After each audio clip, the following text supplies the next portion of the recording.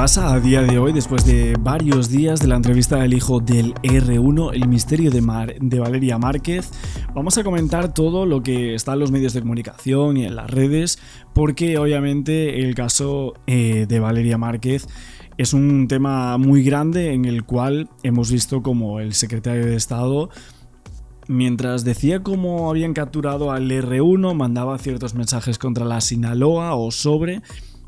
también obviamente hablaba del caso de Valeria, y en uno de esos momentos habló del hijo del R1. Lo puso como autor intelectual del crimen, a la persona que ha hablado y ha dado una entrevista. Ahora veremos una de las partes en las cuales él menciona que es un chivo expiatorio, pero ¿por qué por la cara iban a decidir en esta ocasión que una persona, hijo de un narco, supuestamente organizó el crimen de su expareja? Es algo gravísimo, una acusación muy grave, y en este punto nos imaginamos que tendría que haber alguna prueba que avalase dicha afirmación. Obviamente él asegura que es inocente, que su padre también lo es, y en esa nota con Luis Chaparro, con este periodista, expresó el temor que siente por su vida a día de hoy y su integridad tras ser calificado en México como un prófugo de la justicia. Está prófugo, esto es totalmente cierto. Hay muchas cosas que comentamos el otro día, por ejemplo, las relaciones que había mantenido con Valeria. También se hablaba de sus amigas, de la detención del R1 y absolutamente todas esas noticias, y él diciendo que jamás pidió el favor, el cual responde obviamente a las declaraciones de Omar García Harfuch. Otros muchos decían que no entendían el por qué deberíamos sentir lástima o empatía por el hijo de una persona que había causado miles y miles de muertes en México, y por qué deberían de creerle, ¿no? Es cierto que a lo mejor él no tiene que ver con este caso, pero no se sabe. De momento hay una acusación basada, de la cual no sabemos si hay pruebas o no. La única prueba que tenemos en las redes sociales es, por un lado, una chica que dijo lo mismo que Valeria, que básicamente Valeria Márquez expuso una serie de textos en sus redes sociales, sobre todo en su Instagram, exponiendo que su exnovio literalmente la amenazaba y que a ella le parecía muy serio. Y a raíz de ahí se ve como Valeria tiene miedo en muchos directos. Esto lo veníamos mencionando hace un año atrás, y a día de hoy todo esto pues cobra un significado. No sabemos si en torno a él u otras personas, pero obviamente que hay que mencionar de esta manera. Vamos a ver esta parte de las televisiones en México comentando todo esto desde Guadalajara. Y ahora seguimos opinando del caso de Valeria Márquez y la entrevista de su expareja y el hijo del R1. Presuntamente implicado en el asesinato de quien fuera su pareja, Valeria Márquez, rompió el silencio. Habló sobre el asesinato de esta influencer y las acusaciones que pesan en su contra. Ella fue mi pareja. No hay algo en el cual yo hubiera querido hacer una cosa de esa barbaridad. Tras ser acusado por la Secretaría de Seguridad y Protección Ciudadana de estar vinculado con el asesinato de la influencer Valeria Márquez, Francisco Álvarez, hijo del R1, uno de los líderes del cártel Jalisco Nueva Generación y presunto autor intelectual de este homicidio, rompió el silencio en una entrevista concedida a Canal Pie de Nota. Aseguró que es inocente. Afirmó que la influencer tenía relación con su familia y que conocía a su padre, el R1. A ver, en este punto hay una cosa que me preguntaba, y es si este hombre, porque es un hombre, porque mucha gente dice este chico tal, hijo de...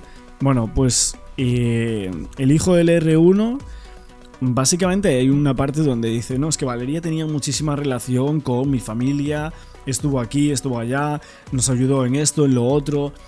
¿Qué querría decir sobre eso? Querría decir como que se involucró mucho en ciertos papeles dentro de esa familia que eran complejos y que al final por estar ahí dentro eso la terminó matando. Que eso es una teoría que quizás él tiene y que versó en aquella entrevista, pero sin decirla, obviamente. No lo sé, no sé si van por ahí los tiros, nunca mejor dicho, ¿no? Pero al final, pues mucha gente saca conclusiones, ¿no? De esta entrevista en la cual él asegura no ser responsable del crimen. Quien hoy permanece detenido, acusado de ser también el autor intelectual del asesinato del alcalde de Uruapan, Michoacán, Carlos Manzo, y narcotráfico, entre otros cargos. Y ella convivió con mi familia. Ella conoce al igual que yo con su familia también conviví. Correcto. Y ella también igual llegó a ir a fiestas familiares. Bueno, aquí lo dice como en esta ocasión como hablando de la buena relación que supuestamente tenían Valeria y él, ¿no? Pero bueno, es que como tal decir, no, es que acudió a fiestas con mi familia y tal cuando estábamos juntos. Pero ¿qué tiene que ver eso con una acusación directa de que tú planeaste un crimen y le pediste un favor a tu padre y a tu cuadrilla para organizar la matanza de esta chica en directo? Incluso a un cumpleaños de mi padre también llegó ahí. Francisco Álvarez afirma que no tiene ninguna relación con este crimen. No, para nada. Yo estar involucrado o sea, no, para nada. Correcto eso. Y mi padre nunca se metía como en cosas íntimas de uno, ¿sabes? En esta entrevista también aseveró que es objeto de acusación falsa y que es blanco de ataques. Mira, honestamente me siento un poco atemorizado y atacado hacia mi persona, por el cual, pues como tú dices, no estoy ahorita quizá en mi vida normal, rutinaria. Tuve que salir de mi vida normal por las cuestiones del señalamiento que se me hace hacia mi persona. Bueno, hace muchísimo tiempo que se hizo esta acusación, pero no pública como tal por Harfuch, que aquí lo teníamos en Grupo Fórmula, dio una entrevista, todo evidentemente hablando de la captura del R1 y con la cual luego vino todo lo demás que ahí empezaron a hablar de que los R, que era el grupo criminal que estaba detrás del crimen de Carlos Manzo, y por supuesto después empezaron a hablar del caso de Valeria Márquez, algo que no se había dado de ninguna de las maneras.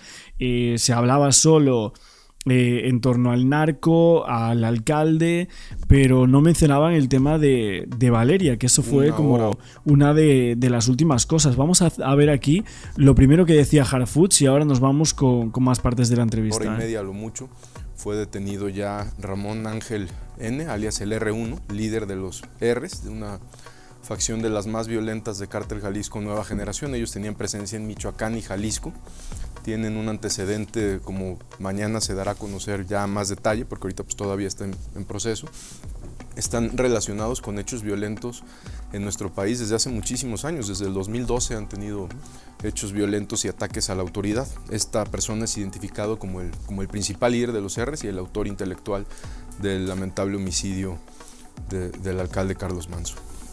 Bueno, en el punto en el que se comentaba aquí sobre el caso de Valeria Márquez y si el hijo del R1 tuvo algo que ver o no tuvo absolutamente nada después de esas presuntas amenazas, la cosa es que hay ciertos temas en los cuales, por ejemplo, el R1 está detenido y hay una acusación en su contra de que él estaba allí el día del asesinato. O sea, literalmente dicen que por las cámaras se ve que esta persona estaba allí. Lo tienen identificado por esos grupos de cámaras que estaban cercanos al recinto donde trabajaba Valeria Márquez y sus amigas, ¿no?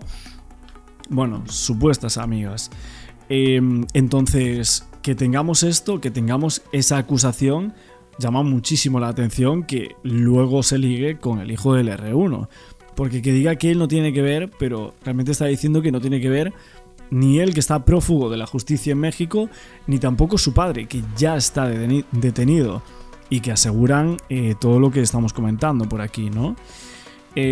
Vamos a ver esta parte en torno a al R1 y a Harfuch. Al momento hay un delincuente que perdió la vida, se logra la detención del R1 y hay otros detenidos que más adelante informaremos. Todavía está en proceso la información. Ahorita hablé con el gobierno de Michoacán, también nuestro agradecimiento porque ellos integraron una carpeta muy sólida, y también hablé con el gobernador de Jalisco para que nos apoyara con esta operación porque la detención fue en Atotonilco, Jalisco. Entonces también recibimos el apoyo ya después de que concluyó la operación para continuar con todos los o sea, hubo un enfrentamiento. Sí, A ver, hasta donde yo conozco, lo localizaron y cuando llegaron se dio el enfrentamiento. Cuando se da el enfrentamiento entre fuerzas especiales del Ejército Mexicano, Secretaría de Seguridad y Protección Ciudadana, con personal, con estos delincuentes escoltas del R1. Al momento hay uno que perdió la vida y el otro es detenido. Bien, entonces mañana tendremos toda la información. Sí. Bueno, lo curioso es que uno de ellos lo matan las fuerzas del ejército mexicano, y luego al R1 pues lo atrapan, que es de la persona a la cual estamos por aquí mencionando por su hijo, que ha dado esta entrevista. Una entrevista extraña aquí en un sofá con una puerta detrás, una ubicación bastante rara, ¿no? Sinceramente, pero así se ha dado a conocer al mundo con esta entrevista, que a muchos pues ha dejado demasiadas dudas, ¿no? Es lo que podemos decir. Vamos a ver esta parte porque él dice que es un chivo expiatorio, ¿seguro?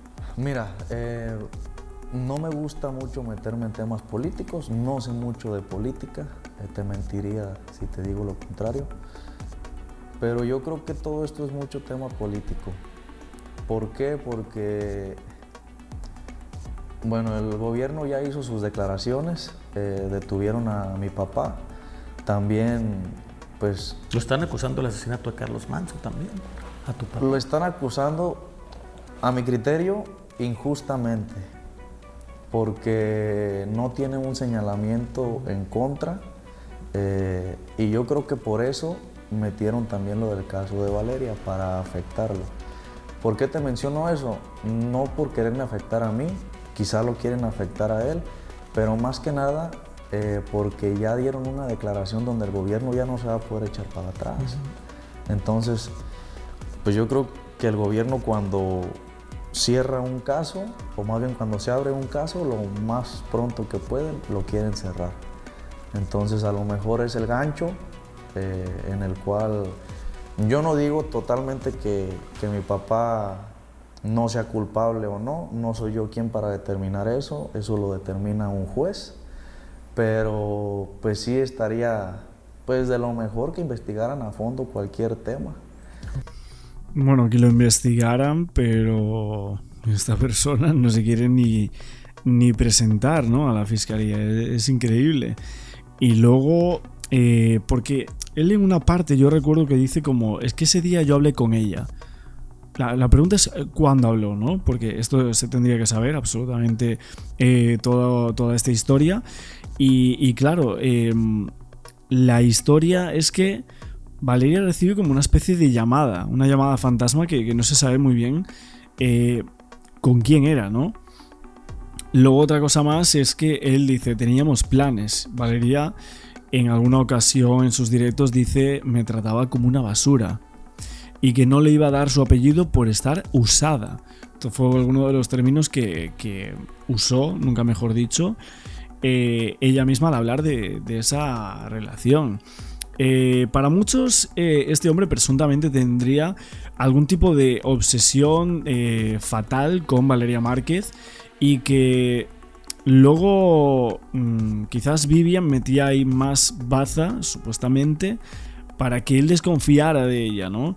Entonces, al final había ahí como un stalking, ¿no?, que dicen ahora, ese síndrome de mujer acosado, y que por eso Valeria siempre estaba nerviosa. No sé si van por ahí los tiros, hay alguna gente que esto lo menciona de esta manera, pero a mí me parece significativo, me parece algo como para sinceramente tener en cuenta, ¿no? Y si los mensajes son falsos, creo que debería haberlo hablado en la entrevista, porque literalmente es la prueba magna que hay en los medios de comunicación o que la gente conoce en contra suya, ¿no? Como el no empieces, dice, si te contesto algo, contéstame con la verdad, más cosas como era. Le dice, estaba con unos amigos y unas amigas, y él, ¿pero qué amigos? Nunca me contestas. Valeria decía, bueno, es que esto no significa que yo ande con ningún chico, ni con otro vato o algo así, ¿no?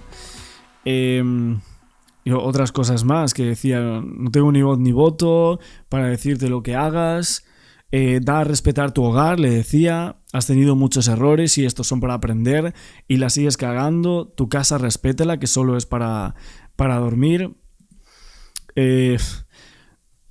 Otra decía, como seas soy vato y vale madre, no vivía ahí. Estos son algunos mensajes que se menciona. Valeria decía, tú te estás equivocando conmigo. Estos son unos mensajes que, bueno, en realidad no sabemos si todos estos mensajes son ciertos, pero para muchos sí que podría llegar a ser. Se van filtrando en algunas redes sociales y bueno, se ve como mucha toxicidad, una relación bastante complicada, hay que decirlo de esta manera. Entonces, en torno al departamento, hablan mucho. Bueno, hay una serie de cuestiones que obviamente son recurrentes y que esta persona pues tenía unos serios problemas con Valeria. Entonces, no me extraña con lo que ha salido, pues que mucha gente cree que sí que pueda llegar a ser esa hipótesis, ¿no? Y si no tiene culpabilidad, pues es libertad, ¿no? Pero bueno, es un tema muy mediático todo esto. Entonces son temas que yo lo veo a mi punto de vista políticos, y como son muy mediáticos, pues lo que quieren es cerrar esos casos tan graves y tan grandes que son. ¿Y por qué te decidiste a hablar? ¿Qué decidiste? ¿Qué decisión? ¿Qué pasó por ti, por tu cabeza para tomar una decisión de decir, a ver, tengo que salir a dar la cara? Porque estoy cuidando mi imagen. No me puedo quedar todo el tiempo callado y esperando a que me suceda, pues, una... Bueno, parece que la entrevista está acordada. Aquí lo dice, no literalmente, pero casi como esto es mi lavado de imagen, esta entrevista. Una tragedia como lo que te menciono, que me paren, me achaquen armas, drogas, me lleven preso, me achaquen el delito tan grave que es lo de Valeria, y que yo sé que todo eso a lo mejor va a perjudicar también a mi papá en su caso. Entonces yo estoy dando ahorita esto porque quiero dar la cara ante la gente, que sepan el otro lado de la historia, que es la real, y yo desenmascarar todo esto que hay hacia mi persona. O sea, no me puedo quedar todo el tiempo callado, ni mucho menos esperando cualquier situación sin que tengan razón alguna. Bueno, prácticamente ya han salido todos hablando del caso de Valeria. Aquí, bueno, ha dado la cara, entre comillas, porque la entrevista ha sido un masaje, pero bueno, tampoco hay que achacarle nada al periodista. Ha preguntado las cosas que más normales del mundo, no se ha metido ni en mensajes ni en otros fregados que quizás podrían llegar a molestar a esta persona, y luego para salir de ahí, pues ojo. Y yo lo entiendo, siendo totalmente sincero. Y ya tener solo esta prueba, ¿no? Esta imagen o vídeo del hijo del R1 hablando sobre el crimen de Carlos Manzo, de Valeria Márquez, de su padre, etcétera, pues creo que es importante, solo de por sí, ¿no? ¿Tú sientes que te van a detener? O sea, ¿tú sientes que en algún momento te van a detener? Sí tengo temor a eso. Tengo temor a eso, de que en algún momento me detengan y pues yo tener que pagar algo que no hice. Yo creo que es lo más injusto. Pero te repito, creo mucho en las autoridades y espero y lleguen al fondo de la investigación, y ahí se darán cuenta que yo no tengo culpabilidad en nada.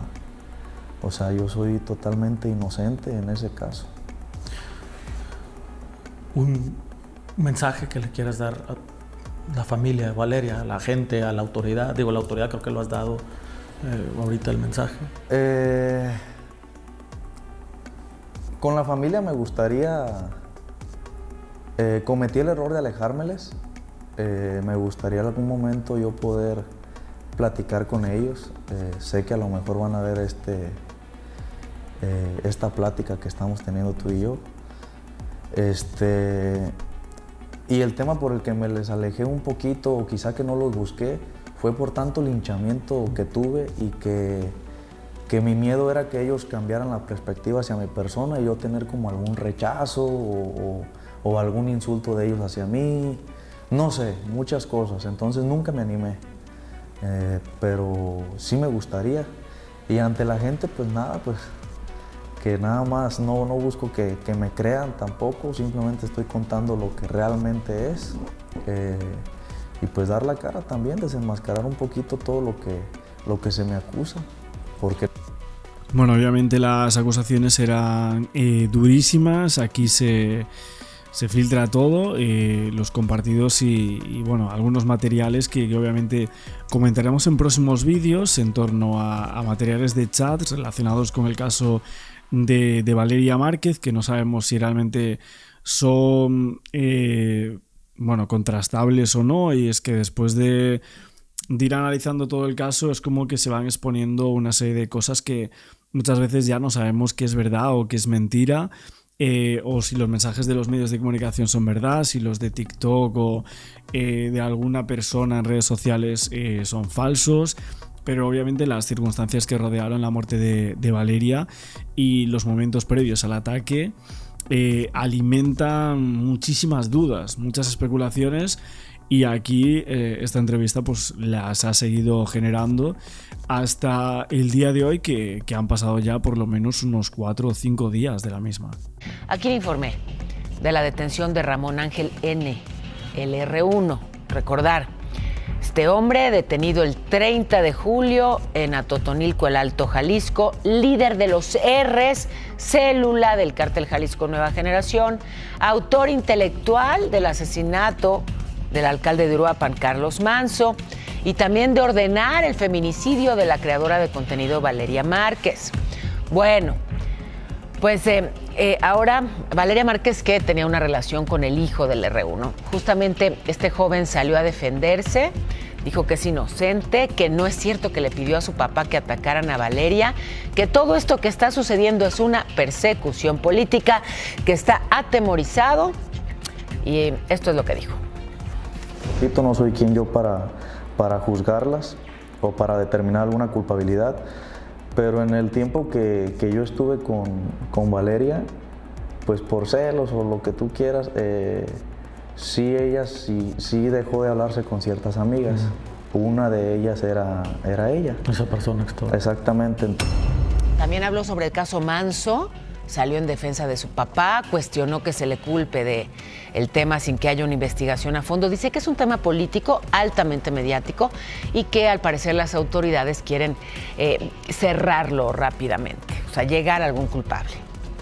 Totalmente que mi papá no sea culpable o no soy yo quien para determinar eso lo determina un juez, pero pues sí estaría pues de lo mejor que investigaran a fondo cualquier tema, y si no tiene culpabilidad, pues es libertad, ¿no? O ya ayer, el secretario de Seguridad, Omar García Harfuch, que hoy darían detalles respecto a la detención de este sujeto identificado como el R1, a quien señalan como el autor intelectual del asesinato de Carlos Manso, ocurrido en noviembre del año pasado. Habíamos hablado sobre esta célula con José Luis Montenegro, él es especialista en seguridad, autor del libro Narco Juniors, Herederos del Poder Criminal, y del podcast Narcomundo. Gracias, José Luis, ¿cómo estás? Buenos días. Buenos días, Azucena. Siempre es un gusto estar aquí en tu espacio. Gracias, José Luis. Pues ya nos habías hablado tú de quiénes eran estos sujetos, el R1, el R2 y también pues el hermano, que en algún momento fue político del PRD, miembro de Morena, alcalde de Apatzingán, fue candidato a diputado local.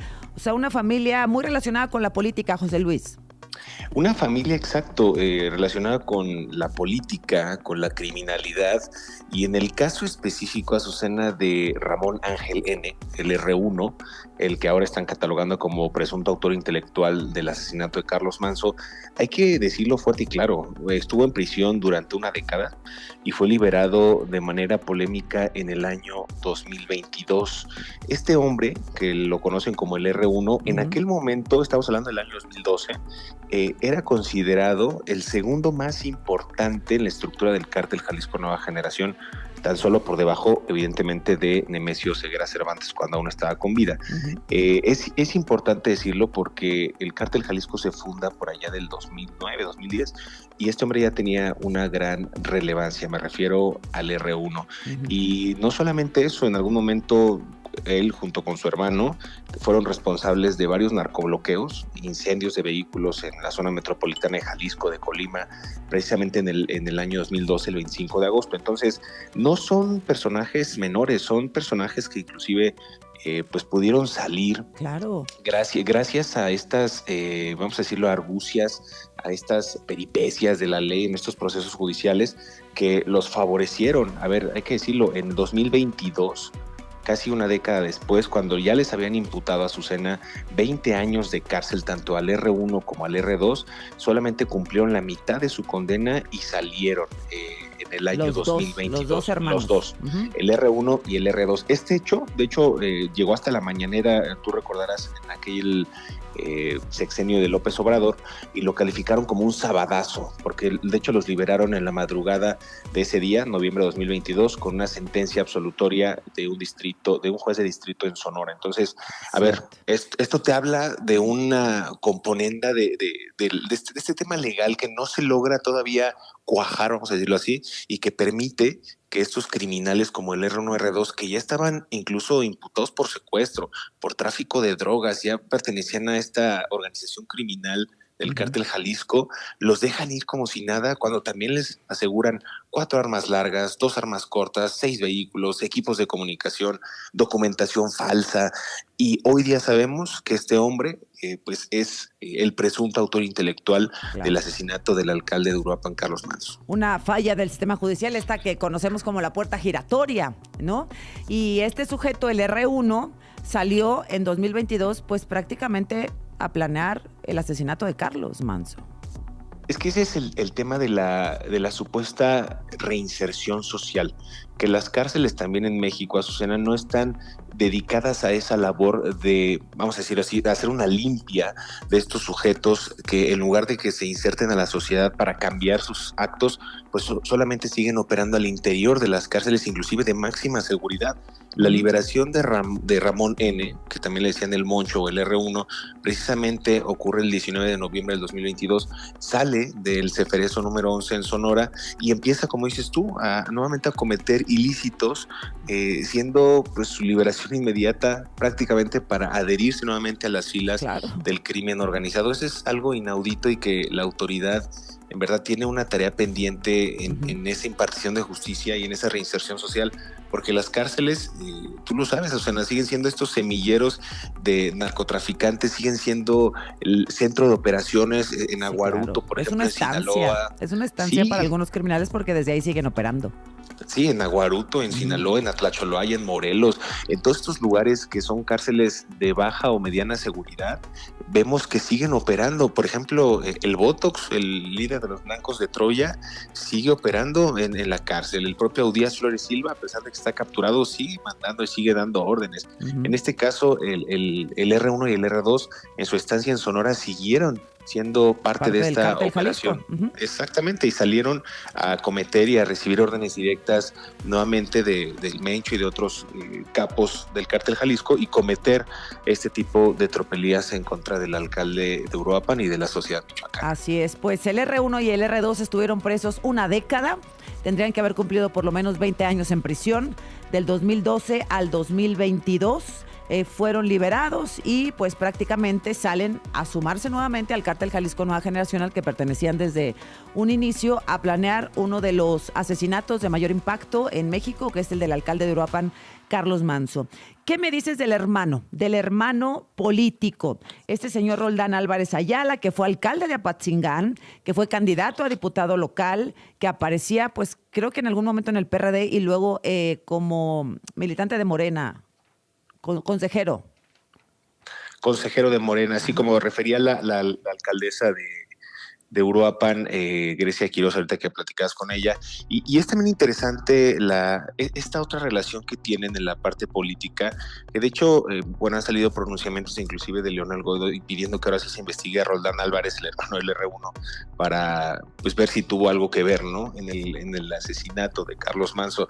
Hay que recordar que Roldán Álvarez Ayala es un político mexicano, exalcalde de Apatzingán, ha tenido diferentes cargos públicos, presidente municipal de esta demarcación, ha ocupado funciones gubernamentales justo en el estado de Michoacán con Lázaro Cárdenas en algún momento, y con el propio Leonel Godoy. Se integra este hombre formalmente a Morena y funge como consejero estatal del partido, e incluso a Azucena lo postulan como candidato a diputado plurinominal en procesos electorales previos. Y a mí me parece interesante que este hombre ahora ya, después de tanto tiempo, sí lo identifiquen como líder de una célula criminal violenta vinculada al Cártel Jalisco Nueva Generación, ¿no? Es hermano de Ramón Álvarez Ayala, el R1, y en la región de Tierra Caliente, los testimonios que yo he podido recopilar, porque la otra semana vamos a presentar ahí en tu espacio un trabajo de investigación muy amplio, pues es eso, ¿no? Precisamente después de tantos años, ahora sí se le da un seguimiento puntual a estas redes criminales. Me parece a mí muy importante que la autoridad, en este caso la Secretaría de Seguridad, haga su trabajo y que no nada más, como decía la propia alcaldesa Grecia Quiroz, no solamente los aprendan, sino que logren desentramar toda esta red de vínculos y procesos que se llevaron a cabo en todas las líneas, en la parte política y en la parte delictiva. Así es, decir, bueno, es el autor intelectual, el R1, no sé. O sea, no sé si quedemos en paz con esa versión, porque Grecia y el propio Carlos Manso fueron muy claros al señalar a 3 políticos de lo que pudiera pasarle al señor Leonel Godoy, bueno, pues que tenía esta relación con uno de los hermanos, a Nacho Campos y al uno más que no tengo ahorita en la memoria, pero bueno, 3 personas, ¿no? Y entonces la autoridad no puede desestimar de antemano esta línea de investigación, porque pues decir que fue el Cártel Jalisco Nueva Generación, pues ya todo fue el Cártel Jalisco. No digo que no lo sea, pero hay una relación político-criminal que no se puede esconder.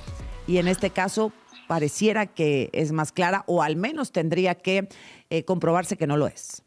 No lo es. Y aparte, lo que bien refieres es muy atinado, Susana, porque mientras a la par el R1 pues hacía una trayectoria y una carrera delictiva pujante en el mundo del AMPA, claro, por el otro lado estaba justo Roldán Álvarez Ayala, que aunque no lo vinculan, pues es un actor político en una familia con presencia criminal ya documentada. Es decir, el contexto de que él, en el caso del R1, pertenecía a un grupo criminal, mientras la familia Roldán, la familia Álvarez Ayala, mediante Roldán, daba ese camino político, pues no se puede entender cómo operaron con gran ahínco pues esta organización de los R's, ¿no? La trayectoria institucional suma la herencia de este clan, tienen diferentes líneas entre política y crimen que se han difuminado en regiones que han gobernado, inclusive esta familia, como Apatzingán, las regiones de Nueva Italia, inclusive Uruapan. Entonces no se podría entender esto sin que haya un móvil político, como refiere Grecia Quiroz. Es decir, pues sí, si hubo uno de los manejos políticos y esfuerzos de Carlos Manso, fue precisamente atacar la criminalidad en estas 3 zonas, Apatzingán, Nueva Italia y bueno, cercanas a Uruapan y el propio Uruapan, y es ahí donde genera una incomodidad por parte de estos grupos subversivos de la clase política aliada a estos narcotraficantes, y es ahí donde se debería de explicar por qué se cometió el asesinato del alcalde de Uruapan, Carlos Manso. Claro, y bueno, pues también que dejen de hostigar a Grecia Quiroz y a las autoridades de Michoacán. Y bueno, pues vamos a ver qué se dice en la conferencia ahorita. Y la próxima semana, pues sí, ya lo adelantas, querido José Luis, vamos a platicar sobre tu nuevo libro, El día que cayó el Mencho. Ya nos contarás la próxima semana pues lo que has encontrado respecto a este operativo que dice Estados Unidos se realizó gracias a la información y que básicamente los elementos mexicanos solo sirvieron de ejecutores ahí en Jalisco, ¿no? Y otros casos más fuertes, ya lo comentaremos la siguiente semana, Susana, redes de extorsión vigentes, e inclusive por ahí una entrevista inédita con un narcotraficante que ya es testigo protegido en Estados Unidos. Pero me va a dar mucho gusto verte y platicar más a detalle de este libro que ya circula en librerías, El día que cayó el Mencho, de Editorial Planeta, Grupo Planeta. Bueno, yo ya lo traigo listo aquí. De hecho, no me lo traje, pero lo tengo allá en el escritorio, en la oficina, porque pues lo voy a traer el fin de semana para poderlo leer y platicar contigo la próxima semana, lo cual me dará mucho gusto. Bueno, José Luis, muchas gracias. Gracias, Sonia, te mando un abrazo, excelente fin de semana a todos. Igualmente para ti, buen fin de semana, José Luis Montenegro. Bueno, pues